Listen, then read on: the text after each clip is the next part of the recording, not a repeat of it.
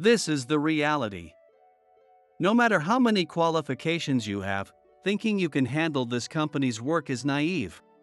It's only natural for you to quit. The mocking voice of my manager, Henry, echoed through the meeting room. That voice felt like it shattered all my efforts in an instant. After graduating high school and joining this company, I had worked tirelessly, earning multiple certifications with pride in my heart. Yet, all it took was one failed presentation to stir up unexpected suspicion. A $30 million deal fell apart, and I was solely blamed for it. The situation reeked of conspiracy, yet I had no evidence, no excuse, nothing to defend myself. All right, I now officially announced Terrence's dismissal. With Henry's laughter resonating behind me, I could only sigh heavily. Was this how everything would end for me? But life has a way of taking unexpected turns. That very day, while working part-time at a cafe, a college student appeared before me. "I've been looking for you. I'll pay you 10 times your salary, please teach me." Her eyes reflected pure determination and hope. This encounter would go on to change my life profoundly. And a few years later, the curtain was about to rise on an unforeseen comeback in my life. My name is Terrence. I was only 3 years old when my mother and I became a single-parent family. After my father's business failed and he fled overnight, all that remained for us was an enormous debt from consumer loans. Since then, my mother had worked tirelessly, juggling night shifts at a care facility, cashiering at a supermarket, and cleaning apartments to raise me. There was a turning point that changed my life. It happened when I was in the 4th grade of elementary school. At my mother's suggestion, I started attending an abacus class held at the local community center. At first, I hated it, but something about the rhythmic clacking of beads as I worked with numbers became oddly satisfying, and before I knew it, I was hooked. "Mom, I passed the level 3 abacus exam." I showed my certificate to my exhausted mother as she came home. "Wow! That's amazing." Her tired face lit up instantly. "My son is such a hard worker." Her joy in that moment left a deep impression on me. I want to make Mom even happier. Next, I challenged the Chinese characters proficiency exam and passed a level above my grade. Then, I took on the English proficiency test as well. Each time I earned a certification, my mother was overjoyed. Seeing her happiness became my greatest joy, and I gradually became deeply absorbed in earning more qualifications. By the time I entered middle school and then high school, that passion never waned. I researched certifications a high school student could take and began studying for them one by one: Chinese characters, English, math proficiency tests, bookkeeping. I worked part-time jobs to afford exam fees so as not to burden my mother, who worried about the cost of textbooks. By the time I was a high school sophomore, I had earned more than 10 certifications. English Proficiency Level 2, Kanji Level 2, Math Proficiency Level 2, Bookkeeping Level 2, Basic IT Skills, Real Estate License. I earned all of them through self-study. I bought second-hand textbooks, studied at the library, used online practice questions, and even sacrificed time with friends to dedicate myself entirely to preparing for certification exams. You don't have to push yourself so hard. My mother worried that I wasn't enjoying a normal high school life, but to me, earning qualifications felt like unlocking new doors to the world. Delving into new knowledge was endlessly exciting. And above all, seeing my mother's joy kept me motivated. She always celebrated my achievements in small but heartfelt ways. "Terrence, you passed the financial planner exam this time?" Even after a long day of work, she'd light up, arranging pudding and cake from the convenience store on the table. "You didn't have to spend money on this. It's fine, it's fine. Sometimes you need a sweet treat to recharge and keep going, right?" Even though she must have been exhausted from her night shift, my mother sat beside me, eagerly listening to me talk about the exam. "Was it hard? What kind of questions did they ask?" "Well, there were questions about pension calculations and reviewing life insurance policies." "Oh, by the way, Mom, Your current life insurance premium is actually too high. There's a cheaper plan with the same coverage. I think we can save about $50 a month starting next month. Wow, you've even been studying things like that? I'm always worried about you working so many night shifts. I wanted to find a way to make things a little easier for you. With teary eyes, my mother gently patted my head. The fact that she always made time for me, smiled despite her exhaustion, and supported me in her own way, those moments made me incredibly happy. They also became the driving force for me to tackle the next qualification. In society, being labeled as just a high school graduate or from a single-parent family carries a stigma. But earning certifications gave me a tangible way to prove my worth, and perhaps it was my way of fighting against the struggles of poverty. Of course, I had already given up on going to college by my first year of high school. However, during a parent-teacher meeting, Mr. Hughes, my advisor, cautiously offered some encouragement. With grades like yours, Terrence, you could aim for a recommendation if you wanted. My mother turned to me silently, waiting for my response. Though she didn't say it aloud, her eyes conveyed the unspoken message, I'm sorry. It was difficult to come up with the money for higher education. Scholarships were an option, but I couldn't imagine being able to repay the loans. Mr. Hughes, I'm going to find a job instead. The sad look in Mr. Hughes's eyes and the apologetic expression on my mother's face are still etched in my memory. As if to push away those feelings from everyone around me, I threw myself even deeper into studying for certifications.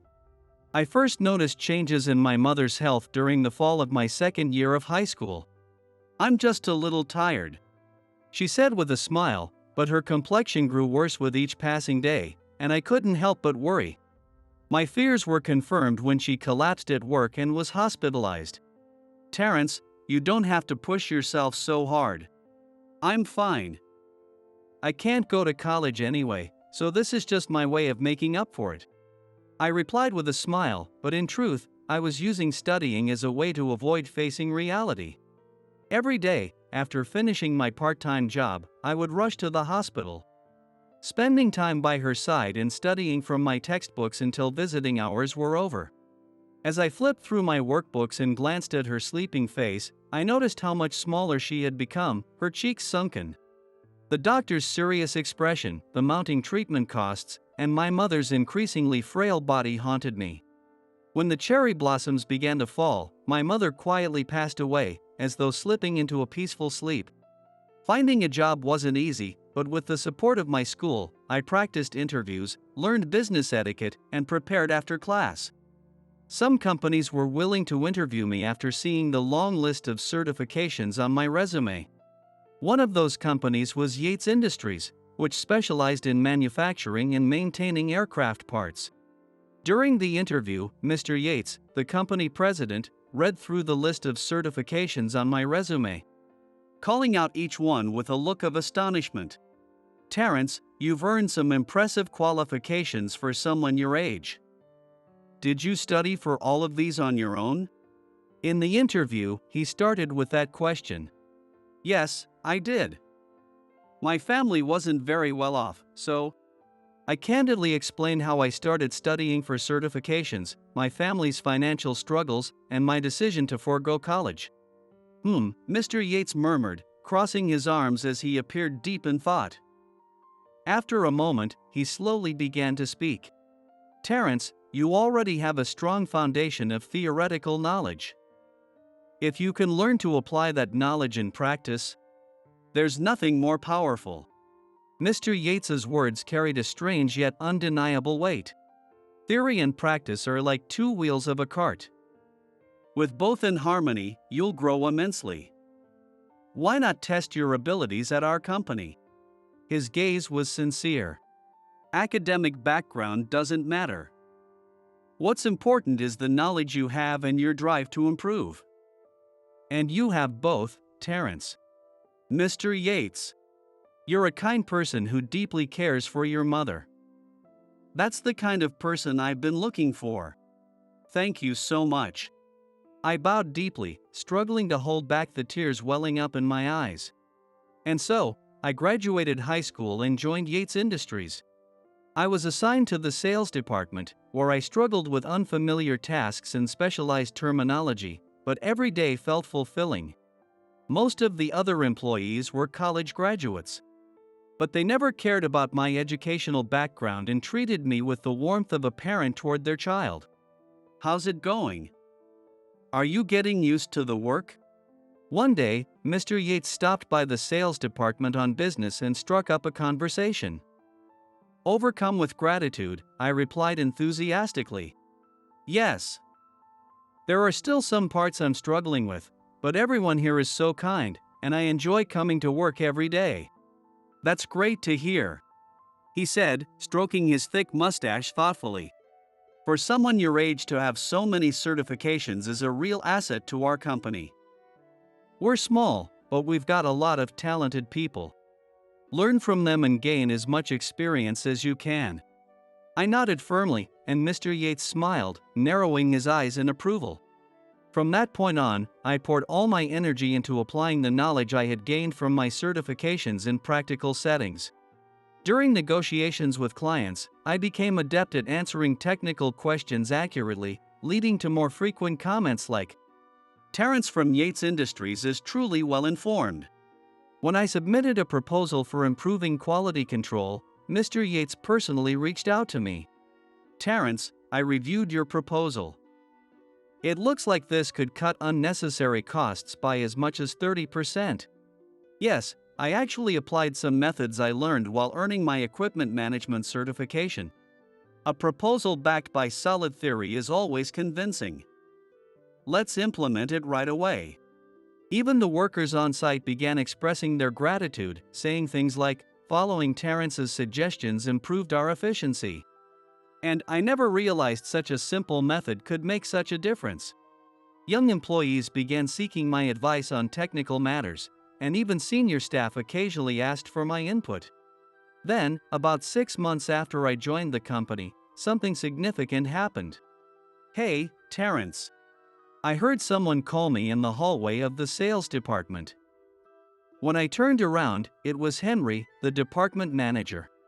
Henry was a veteran who had been with the company since its founding. Known for his strong connections with clients, he held immense influence within the company. His opinions carried significant weight even in decisions about hiring and promotions made by the HR department. "Come to the conference room," he said, settling deeply into an expensive leather chair and fixing me with a cold stare. "Your comment in the meeting earlier was unnecessary," he said, referring to the morning sales planning meeting. Regarding the new deal with the major manufacturer, Henry was pushing for aggressive deadlines and pricing. However, having listened to the voices from the field, I couldn't help but point out that such a schedule could potentially compromise quality. I spoke with the quality control team, and we agreed that allowing a bit more time would. "What gives you the right to make such claims?" Henry smirked mockingly. "I hold a certification in equipment management, and based on that knowledge, this schedule would require equipment to operate beyond its safe capacity, which poses safety risks." Ha! There you go again with your certifications. Stop waving around your theoretical nonsense. It's not theoretical. I confirmed this with the field team. Enough. Henry slammed the desk, his voice reverberating through the conference room. "Don't talk to me like some know-it-all inspector from who knows where. You have no real understanding of the field, yet you spew these lofty ideas. I've spent 20 years building this line." The sound of his fist hitting the desk echoed loudly. "Just because you're one of Mr. Yates's favorites, don't let it go to your head. This company has its own way of doing things. As a newcomer, you have no right to speak out like that." With that, Henry stormed out of the room. Henry was one of the founding members of Yates Industries, and in the early days, he and Mr. Yates reportedly shared a close relationship. However, as Mr. Yates prioritized merit-based practices, Henry, a staunch believer in seniority-based systems, grew resentful of the new approach. This friction deepened, especially with Mr. Yates's openness to young employees' opinions. eventually creating an unspoken divide within the company, the Yates camp and the Henry camp. In fact, it was chilling to hear that Henry had been boasting to the subordinates he recruited into his faction, saying, "One day, I'll be the president of this company." It was likely that I became the target of attacks because Mr. Yates's praise for me didn't sit well with Henry. The people around me, afraid of being dragged into trouble themselves, often turned a blind eye to what was happening. All my proposals were rejected, important documents mysteriously went missing, and emails to clients were misdirected, leading to complaints on more than one occasion. Meeting minutes were altered, and there was even an incident where confidential client documents were somehow accessed under my name, though I had nothing to do with it. Sorry. No hard feelings.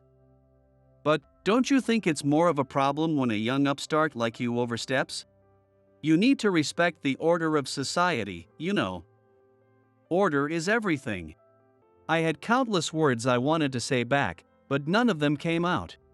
Every day, I went to work with a stomachache, burdened by the stress of it all. It was especially crushing because I had just begun earning Mr. Yates's trust, making this unreasonable situation all the harder to endure. But I couldn't give up here. I kept telling myself that every single day as I pushed forward. Then, 3 months after the harassment began, the moment arrived. It was during a negotiation with a major airline.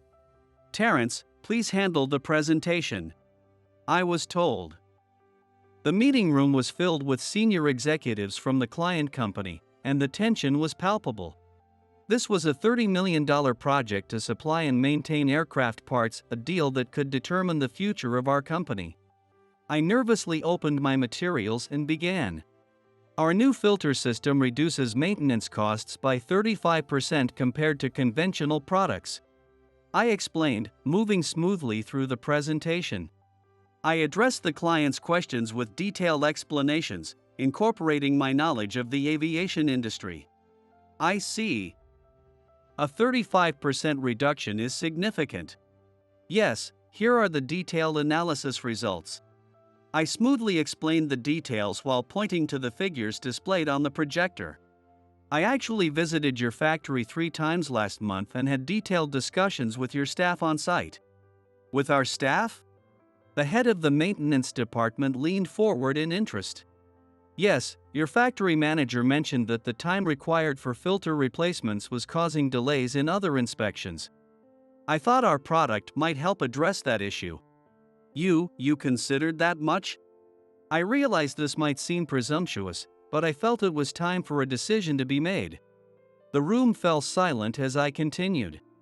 Our new filter reduces replacement time to 1/3 of the conventional product, significantly improving efficiency. A video demonstration played on the projector showing the process. I see. This is certainly compelling, the maintenance head said, his expression softening. Terrence, right? This is the first proposal we've received that delves so deeply into our field operations. If I may. Excuse me for interrupting. Henry suddenly stood up and began distributing new documents. I have an important announcement. There is a critical error in the product data Terrence presented. The room buzzed with murmurs. What's this about? I had triple-checked the data, and even my supervisor had verified there were no issues.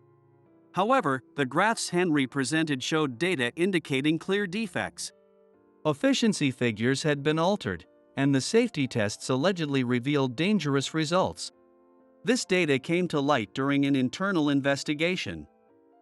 Ideally, we would have identified these issues before presenting to you, but Henry, I tried desperately to defend myself, but Henry piled on.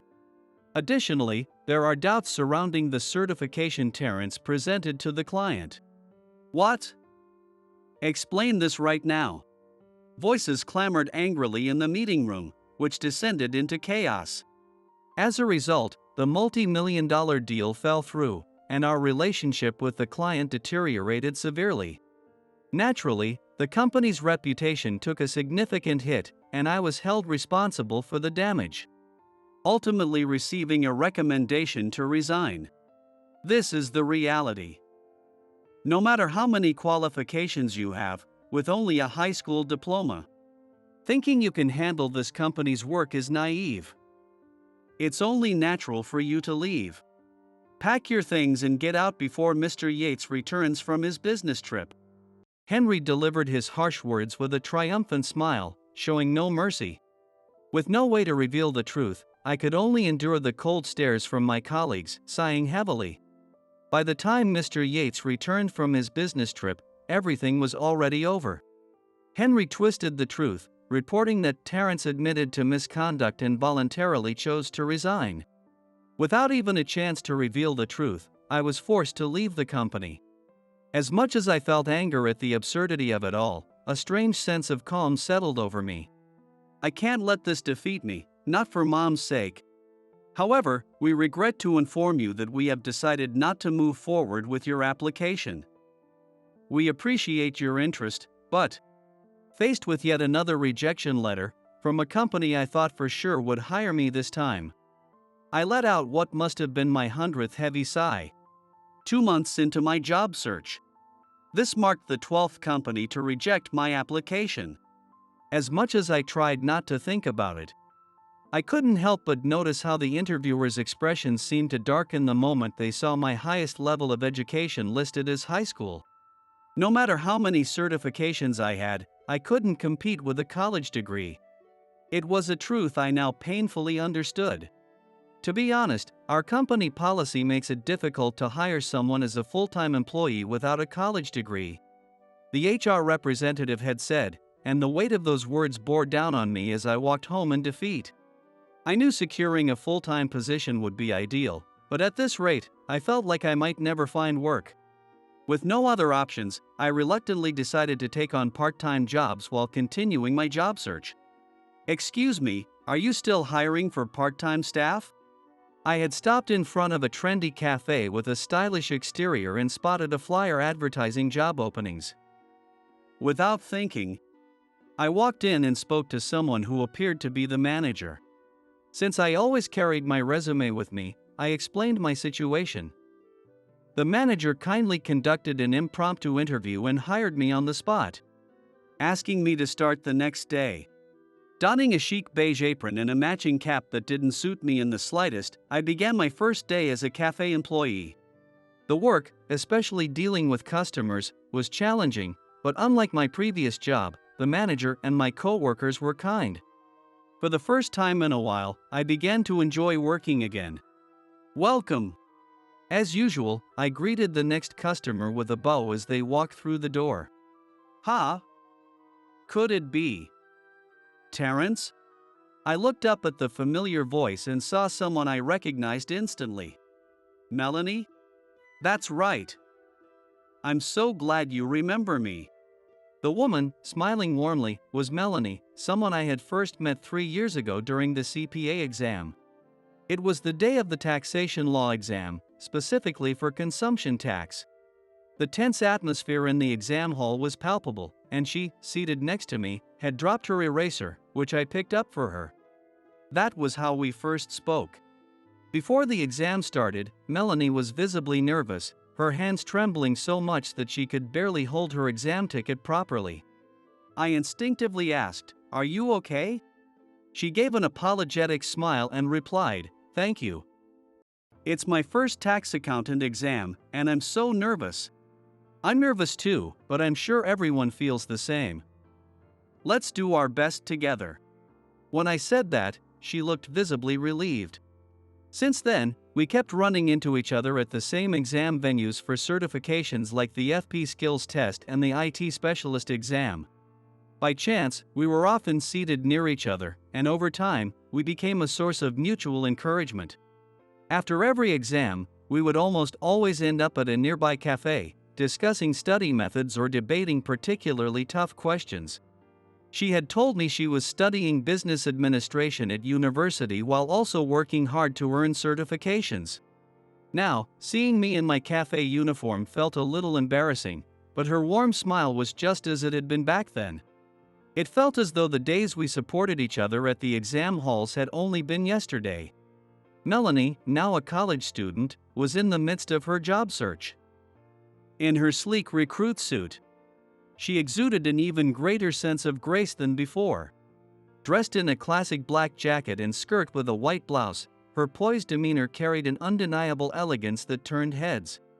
"Terrence, I can't believe I'd run into you here. Why are you working part-time?" "Someone with your certifications." Her eyes reflected genuine curiosity.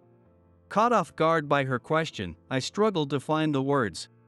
How could I explain that I was framed by my manager and forced out of my job? I couldn't bring myself to share such a pathetic truth. "Well, you see, it's just that." "Excuse me." A call came from a table in the back, breaking the tension. I gave a quick nod to Melanie, relieved by the interruption. "Please excuse me." For the rest of her visit, I focused on my work, making a point not to look in her direction. Her questioning gaze felt like it was piercing into my back. But right now, I didn't even feel worthy of speaking to her as an equal. Once, we had encouraged and pushed each other to improve.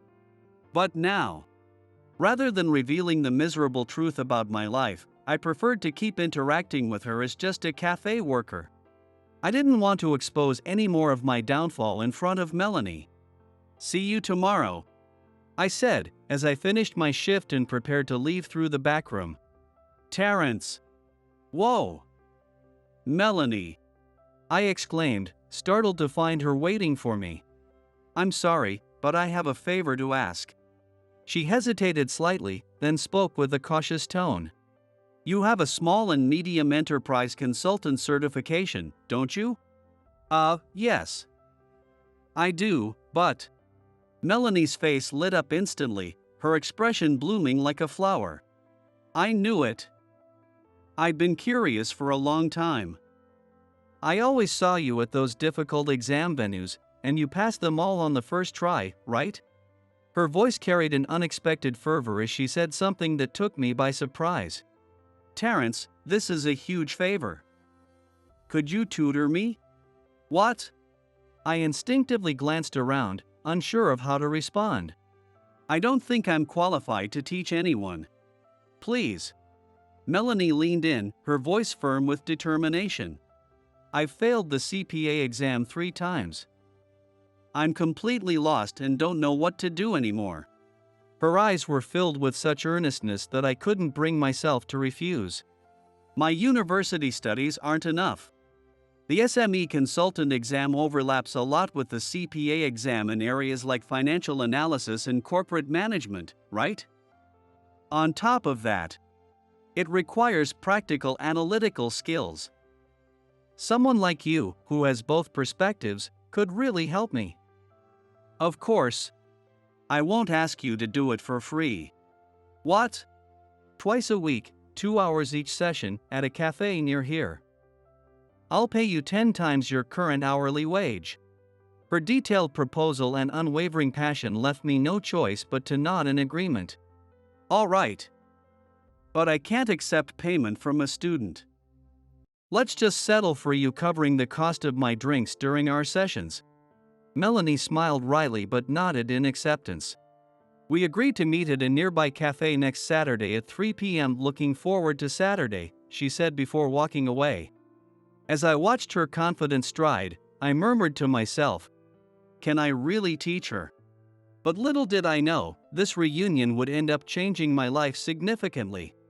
For now, the key points for understanding corporate valuation methods in this section are: seated by the window bathed in the soft spring sunlight, I continued explaining as I pointed to Melanie's textbook.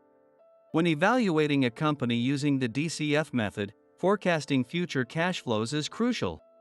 This is especially important for small to medium-sized businesses, where industry trends end. "I see. Until now, I've only had textbook knowledge, but your practical perspective makes it so much easier to understand." Her sincere dedication to learning naturally fueled my own motivation. "Your explanations are clearer than my university professors," she said with a smile. "Do you think so?" I scratched my head, feeling slightly embarrassed. "Oh no, it's already this late. When I glanced at the clock, it was already past 5 p.m.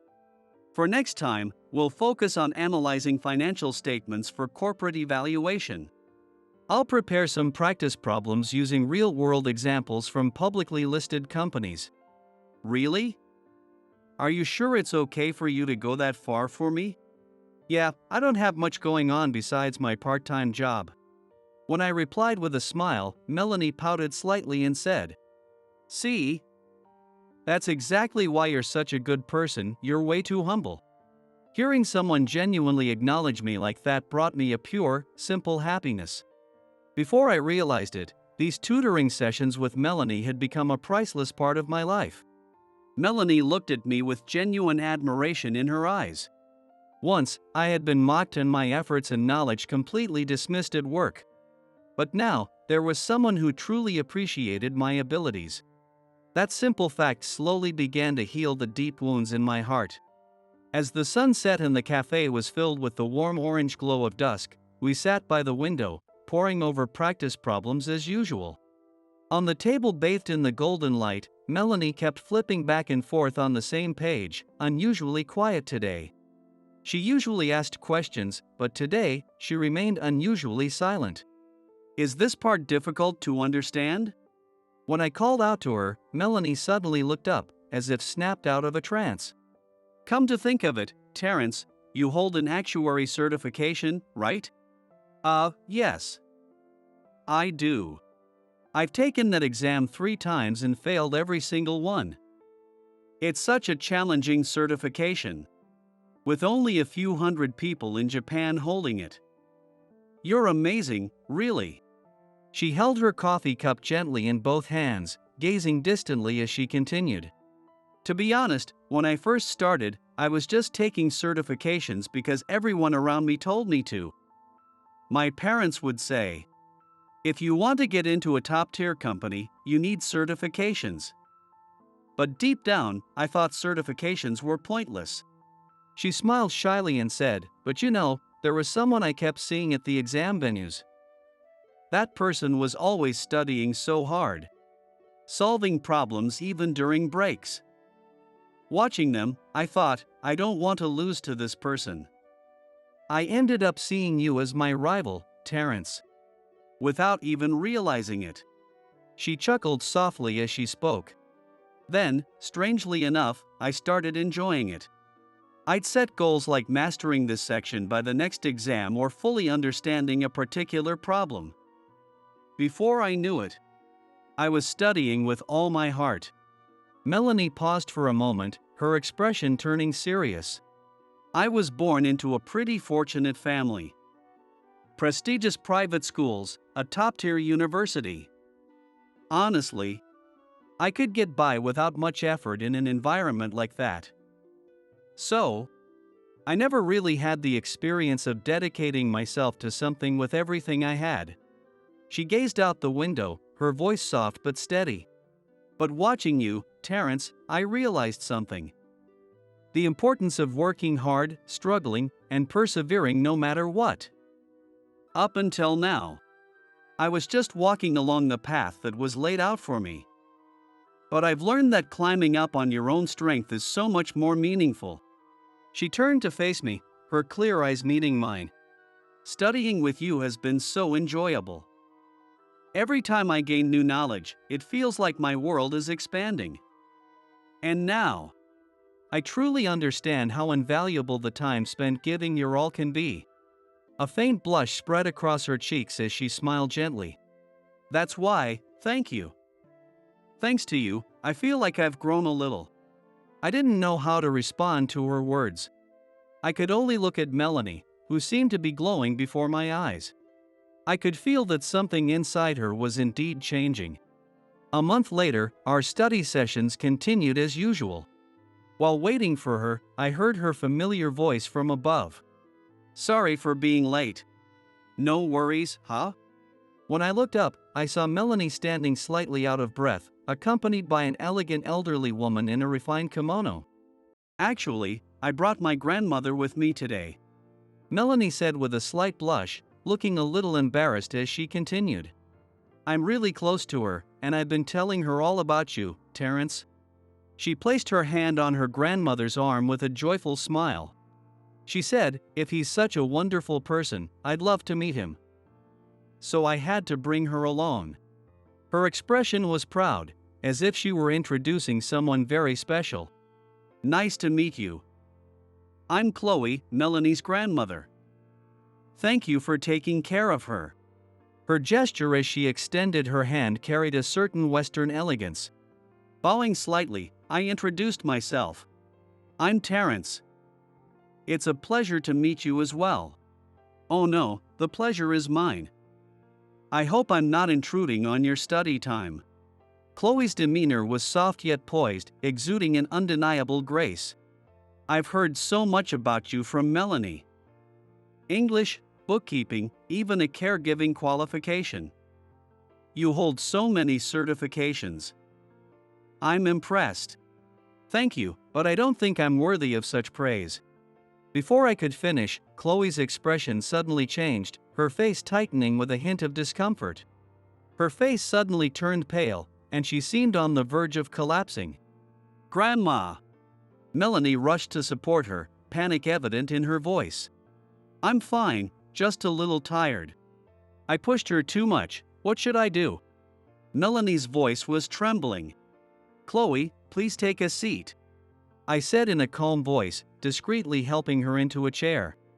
From my time caring for my mother, I had developed the habit of always carrying a blood pressure monitor.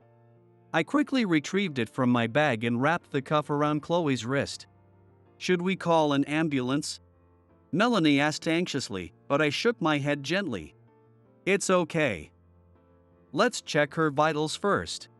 While taking her blood pressure with practiced ease, I simultaneously checked her pulse on her other wrist. The paramedic training I completed during my mother's caregiving days is coming in handy here. Her blood pressure is slightly elevated. But it's not an emergency. Thank goodness. Melanie sighed with visible relief. "I have a chronic condition and was prescribed nitroglycerin by my primary doctor. I'm sorry for causing trouble like this." "It's no trouble at all. Just take it easy and rest." Chloe's breathing steadied, and her complexion gradually began to improve. "My apologies, truly. This was meant to be a pleasant meeting, and I ended up causing you so much concern. Please don't worry about it. I'm just glad it wasn't anything serious. Make sure to visit your doctor soon for a follow-up." "Yes, I will." As she said this, Chloe gazed intently at me. Her eyes held a warmth that felt nostalgic, as if remembering something dear from long ago. "I thought so. You're Sophia's son, aren't you?" "What?" The mention of that name made my heart leap. I couldn't believe I had encountered someone who knew my mother in such an unexpected place. "Yes.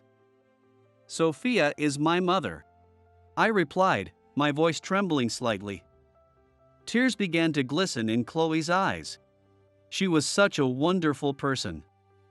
Whenever someone wasn't feeling well, she would always rush to their side. "I owe so much to Sophia," Chloe said, her expression softening with fond memories. "About 5 years ago, I broke my leg and had to rely on a day service. Sophia was the one who took care of me," she continued, lifting her teacup gracefully and taking a small sip. "At first, I didn't want to go to day service. It felt like I was being treated like an old woman. My grandma always feels young at heart." Melanie chimed in with a teasing smile. "But Sophia was different from the other staff. She treated me like a friend, not a patient. That made me so happy," Chloe said, her eyes beginning to well up. "I ended up sharing all kinds of stories with her. And she would always say, 'Chloe, your stories are so insightful.' She listened so intently. And I felt so appreciated. I couldn't help but give her plenty of tea sweets.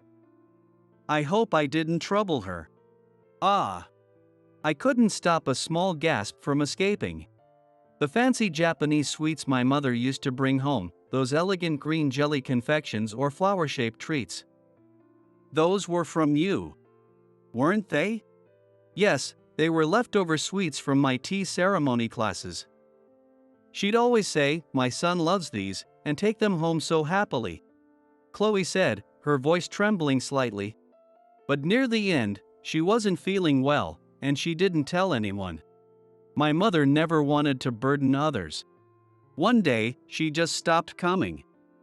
And the next time I asked about her, Melanie gently took Chloe's hand in hers.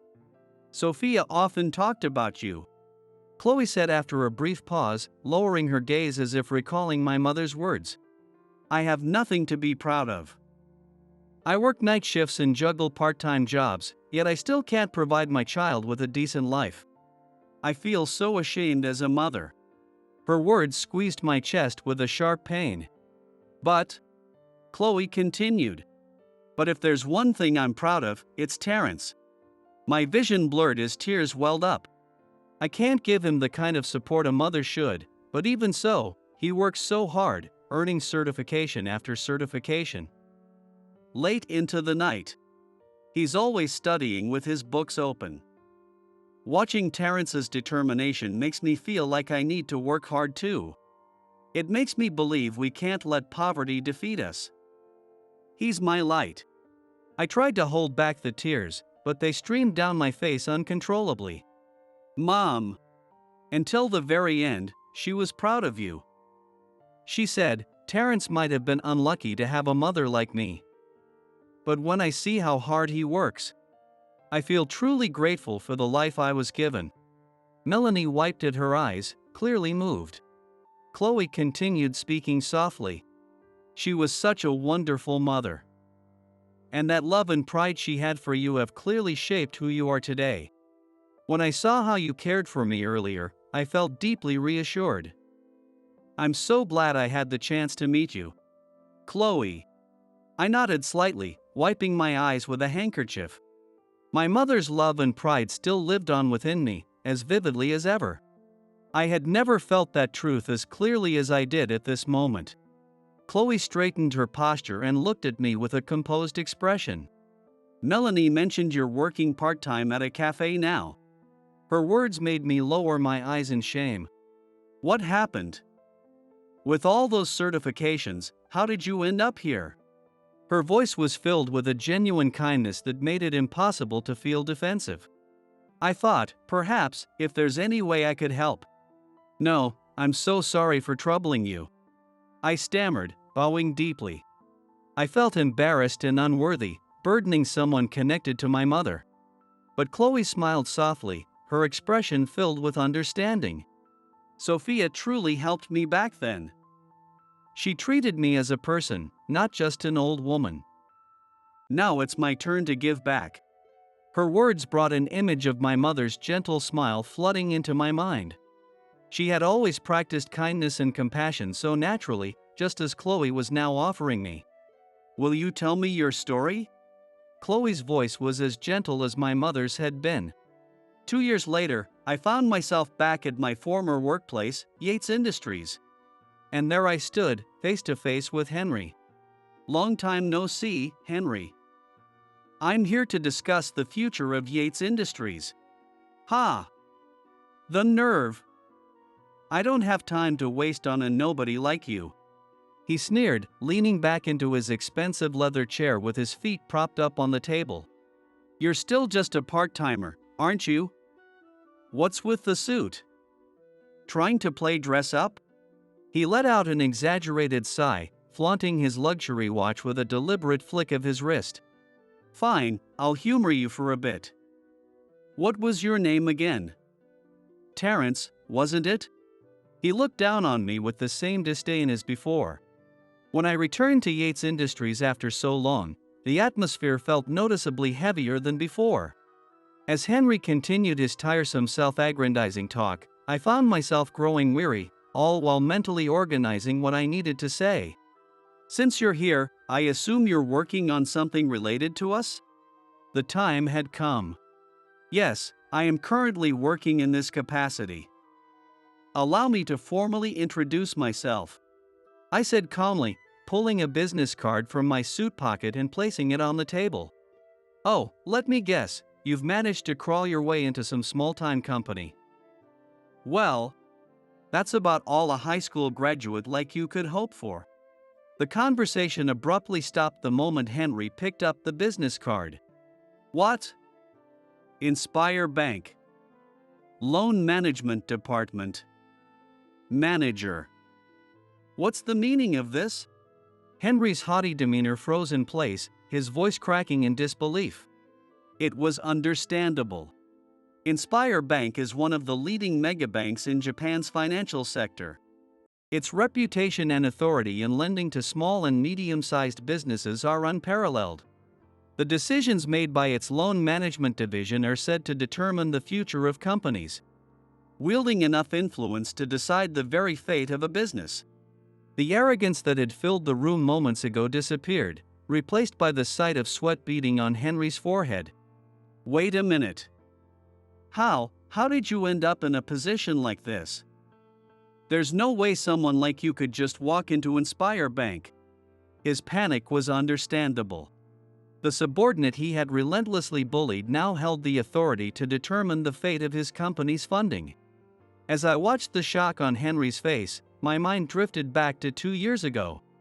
To that day at the cafe, when Chloe had listened to my story with her warm, thoughtful gaze. After hearing my story, Chloe had asked me a question that caught me off guard. Terrence, didn't you mention you have an actuary certification? Yes. I do, I replied. What other certifications do you have? Securities Analyst, SME Consultant, FP Level 1, N. As I listed them, Chloe's eyes lit up. Terrence, how would you feel about joining our bank? What? The knowledge and experience you've gained, and more importantly, your empathy for others, are exactly what we need. I'm Chloe Anderson, the wife of the chairman of Inspire Bank. I used to handle some of the bank's most challenging loan cases. Inspire Bank. Yes. I'm still deeply involved in the bank's operations. I was at a loss for words. Inspire Bank, one of Japan's premier megabanks. To think that Chloe was the chairman's wife. Her eyes held a sincere and unwavering light. Because you earned your certifications while caring for your mother and have real-world experience. You're uniquely equipped to see the true essence of a company. Chloe's words were like a beam of light piercing through the darkness, igniting hope in my heart. Shortly after, I joined Inspire Bank with her recommendation. Though I started as a general employee, I quickly made a name for myself by leveraging my certifications and practical experience in corporate analysis and financial due diligence. From small-scale business recovery projects to major corporate restructurings, I earned a reputation for listening to stakeholders and crafting tailored solutions. Terrence's analysis isn't just theoretical. He understands the struggles of business owners and the feelings of their employees. Always rated highest by my boss. Within 2 years, I achieved rapid promotions and was now the manager of the loan management department. Entrusted with decisions that shaped the future of countless companies. I'm Terrence, manager of the loan management department at Inspire Bank. I'm here today to discuss your company's loan case and have a few questions regarding your financial practices over the past 3 years. Particularly those handled by Henry. I could see the blood drain from his face, and sweat began to trickle from his forehead down to his neck. You're holding a grudge. This is underhanded. Do you think this kind of abuse of power will be tolerated? Spittle flew as he shouted, but I remained calm. No, this is purely business, I replied firmly. At that moment, the conference room door swung open. What's going on here? Mr. Yates. Henry's bravado crumbled as he turned to see the company president enter, clearly flustered. I got a call from Terrence earlier. He told me there was something critical about the loan case, so I cut my business trip short to be here. Mr. Yates, he's just bluffing. It's a waste of time to take him seriously. Terrence would never resort to something like that. He's a loan officer from Inspire Bank. Now, let's hear what he has to say. Mr. Yates replied firmly, sinking deeply into his chair. I opened my bag, calmly taking out the documents and arranging them on the table. Could you please explain this document? This is... Henry stammered, struggling to find words. We have detailed investigation results regarding your company's fraudulent accounting practices. These are all connected to projects Henry was involved in. Fraudulent accounting. Henry, what's the meaning of this? Mr. Yates pressed Henry, his voice rising. Well, the increased capital expenditures last year, payments to fictitious vendors, and particularly the doctored documents presented during the negotiation with the airline handled by Terrence, these should sound familiar to you. I said, watching as Henry gasped. The deal with the airline wasn't sabotaged just to harass me. The goal was to inflate the original contract amount from $30 million to $35 million, allowing you to pocket the $5 million difference. Following the negotiation, $300,000 was paid to a fictitious subcontractor, TSK Engineering, under your authorization. Are you here for revenge? Revenge? No, just a coincidence. I replied calmly. The irregularities were discovered during a routine audit by the loan management department. As we examined Henry's activities, these details surfaced unexpectedly. I paused, then continued. Based on these findings, Inspire Bank has decided to terminate all loans to Yates Industries. What? Mr. Yates's face turned pale, his distress palpable. The documents you used to try to force me out have, ironically, become the basis for ending your company's financing. A curious twist of fate, isn't it? You think this is acceptable? You're joking if you believe this will work. Henry shouted, his anger boiling over. The one who's out of line here is you, isn't it? I maintained a firm tone as I pulled out another set of documents. These are legal opinions from our attorneys, stating that your actions warrant further legal action. Mr. Yates buried his head in his hands. What an irreparable mess. Suddenly, Henry lashed out in desperation. It was all Mr. Yates's orders.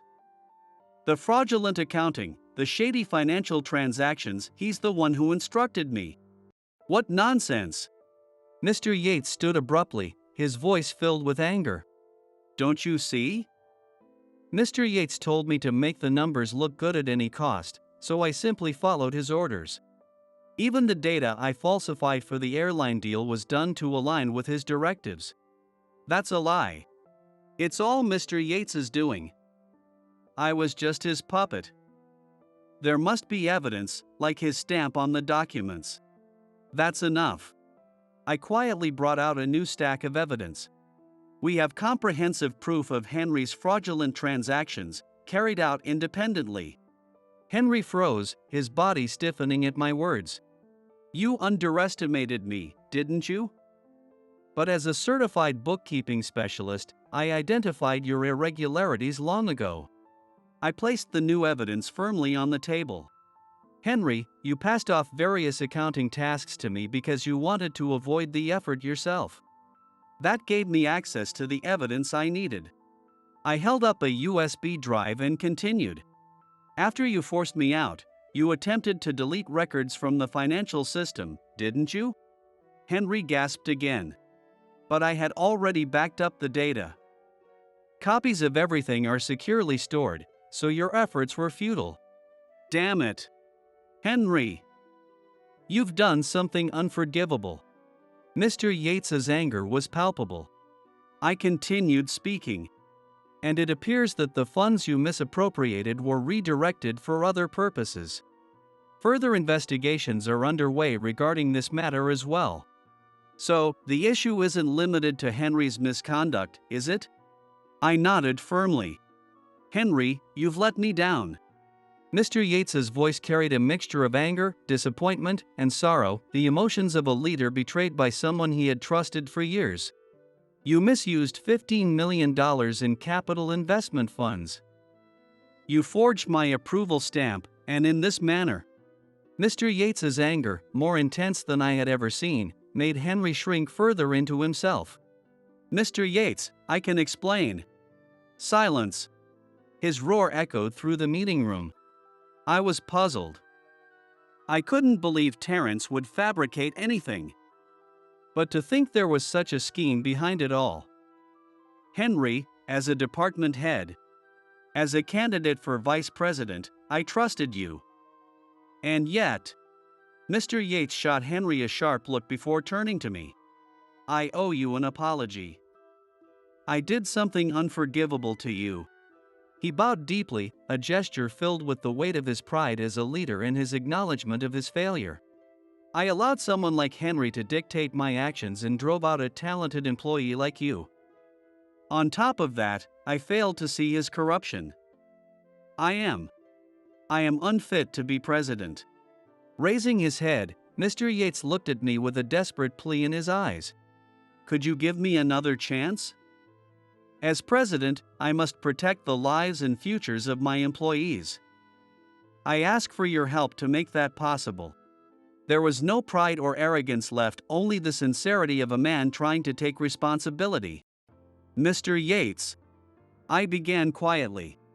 Do you remember the day of my interview 5 years ago? Mr. Yates nodded firmly.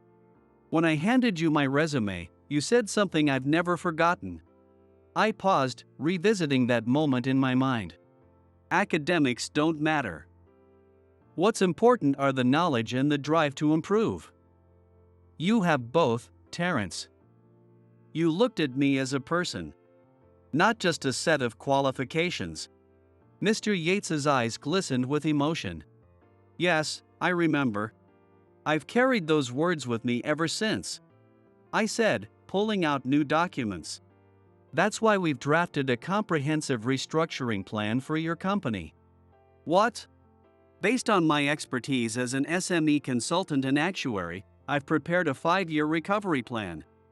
It includes projections for the aviation industry's capital investment plans and the accompanying cash flow forecasts. As I spread the documents across the table, I continued. However, there are conditions. Yates Industries must overhaul its management structure and establish a new framework. Most importantly, you're suggesting we limit unilateral authority at the top. I agree.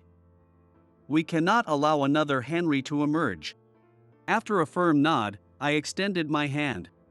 Mr. Yates looked at me with the same warm, fatherly gaze he had during my interview years ago and shook my hand with resolve.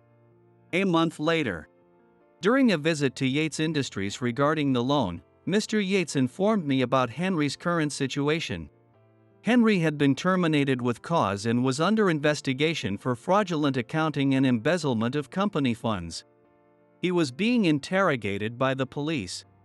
The total amount embezzled exceeded $2 million, and it was clear that a prison sentence would be inevitable once the case went to trial.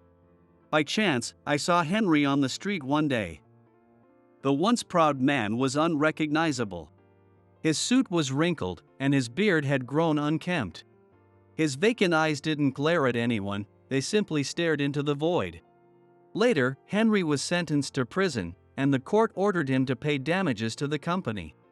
After his release, no one knew where he went. Meanwhile, Yates Industries began its journey toward renewal. As the president, I failed to recognize the flaws in our company's culture. Henry's actions caused undue stress to everyone here.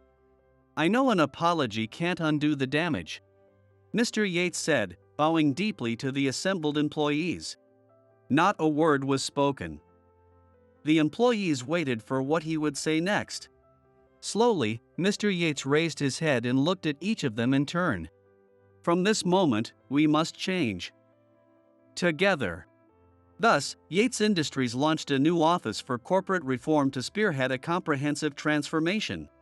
The Reform Office brought together young and mid-career employees from various departments to propose practical improvements, ranging from streamlining workflows to simplifying approval processes. One of the highest priorities was implementing a new accounting system to prevent fraud. Spending above a certain threshold required multiple approvals, and transaction records were fully digitized to ensure traceability. The unilateral authority of department heads was also restricted. And a system was established where critical decisions required oversight from multiple parties. Additionally, the company enhanced its whistleblowing system, allowing employees to communicate their concerns directly to management. Alongside these reforms, Yates Industries was transforming into a more transparent and open organization where everyone felt encouraged to share their opinions. A month passed, and the results began to show.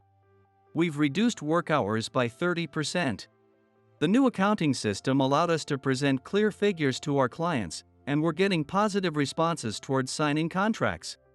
Mr. Yates listened to these updates with a radiant expression, his eyes moist with emotion as he absorbed the good news from his team. Inspire Bank also recognized these efforts, deciding to continue their financial support for Yates Industries. Mr. Yates expressed his gratitude during a phone call. "Meeting you, Terrence, has been our greatest fortune. I'll continue to count on you." Yes. The weight of his words was something I would never forget. 5 years later, my contributions to Yates Industries' transformation earned me a spot as a founding member of a new bank in Asia. 7 years had passed since I joined Inspire Bank. Singapore is crucial as a financial hub in Asia. "We need your analysis, Terrence," the project leader said as we left a meeting room. I nodded with a smile. "And as for my relationship with Melanie, Sorry, I'm late. I thought you forgot about our plans." Melanie's hair swayed gently in the breeze, and her white dress made her look like an angel. Even the way she pouted was incredibly cute, and I couldn't help but smile. After months of busy overseas work, today was the long-awaited date with Melanie that we had planned 3 months ago. I'm so excited about the amusement park. Me too. When we first met, Melanie was a university student. Now, she's a working professional, leading a busy life as an MR for a pharmaceutical company. We spent the day enjoying go-karts, spinning teacups, and roller coasters, laughing so much we nearly lost our voices, acting as if we were kids again. As the sun set in perfect timing, we decided to ride the Ferris wheel. "Terrence, Her sudden serious gaze caught me off guard, leaving me at a loss for words. I could feel my face turning red and instinctively looked toward the night skyline to hide it. "It's beautiful, isn't it?" "Ha?" Melanie's cheeks flushed red. Well, it's just... Of course, I mean, the view too." My heart pounded fiercely in my chest. Today, I had to say it. No more hesitation. Summoning all my courage, I opened my mouth. "Melanie, I like." Just then, the gondola swayed, and Melanie instinctively clung to me. "Sorry." As she tried to pull away, I gently held her closer. "I like you, Melanie." "So? I like you too, Terrence." "I always have, from the moment we met." Before I realized it, our lips met in a tender kiss. Next week, my life of traveling overseas would begin once again. As we parted, Melanie leaned in close and whispered in my ear, "You know, I really love kids." "What does that mean?" "No one can live alone. We love, and we are loved. Sometimes we get hurt, and sometimes we give or receive help. What truly matters isn't education or status. It's living earnestly for someone, for something. And realizing how fortunate you are to have people who respond to those efforts with their own care and support. That's the answer my mother taught me, and it has become the guiding principle of my life.